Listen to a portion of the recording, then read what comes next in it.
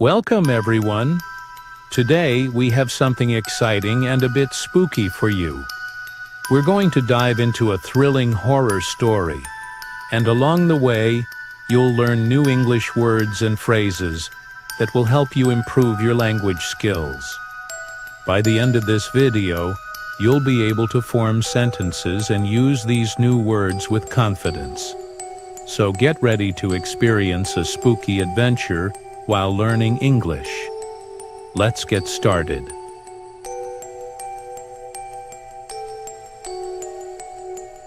The Haunted House, a short scary story.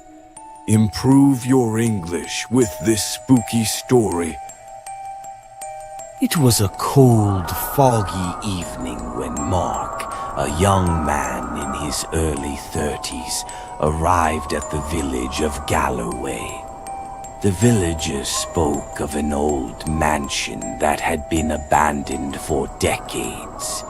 It was called the Blackwood House, a place where no one dared to go after sunset. Yet, Mark, being a curious man and an adventurer, had heard enough rumors about the house and decided to uncover the truth himself. Some said it was haunted, others said the house was cursed, but one thing was certain: it was dangerous to enter. But Mark didn't care. He was determined to solve the mystery.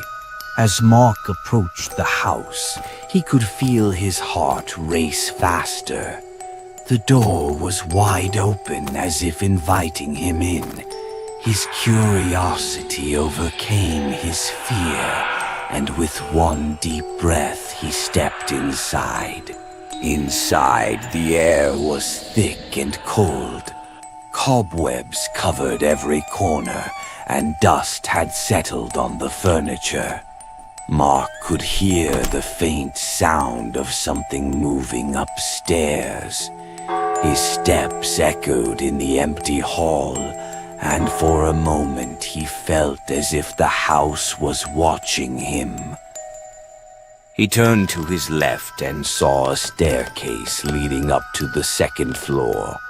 It was dark, but he could just make out the shape of an old portrait on the wall. The eyes in the painting seemed to follow his every move. Mark could hear whispers, faint at first, but then louder, clearer. They seemed to be coming from the upstairs room.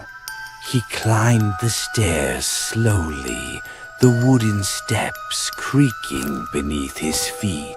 He froze. The thud echoed throughout the house, followed by a loud bang.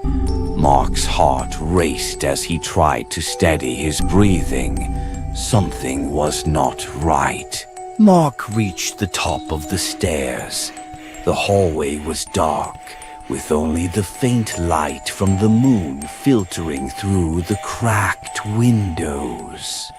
As he moved toward the door at the end of the hall, he noticed a strange feeling, like someone was watching him.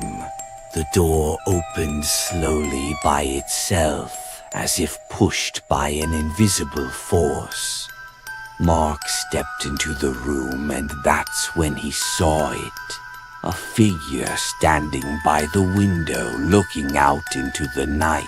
The figure turned around. It was not a person. It was a shadow with hollow eyes and a chilling smile. Mark froze in fear. The shadow reached out a hand, and Mark felt a cold wave wash over him.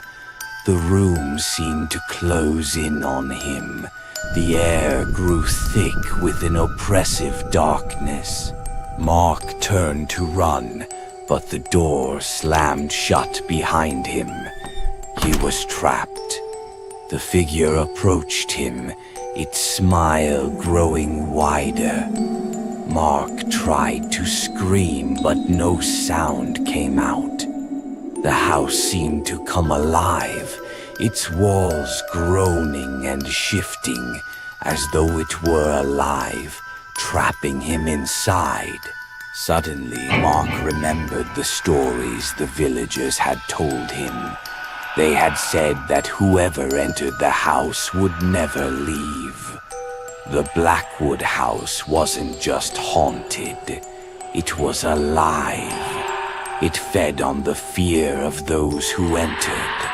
The curse had been placed long ago, and now it had claimed Mark. Mark understood now. The house didn't just trap bodies, it trapped souls, and now it had trapped his. And so Mark became a part of the house, his spirit joining those of the others who had disappeared over the years. The Blackwood house still stands, waiting for the next curious soul to walk through its doors. And if you ever visit Galloway, you'll hear the whispers. They say they are Mark's final words, echoing through the dark halls.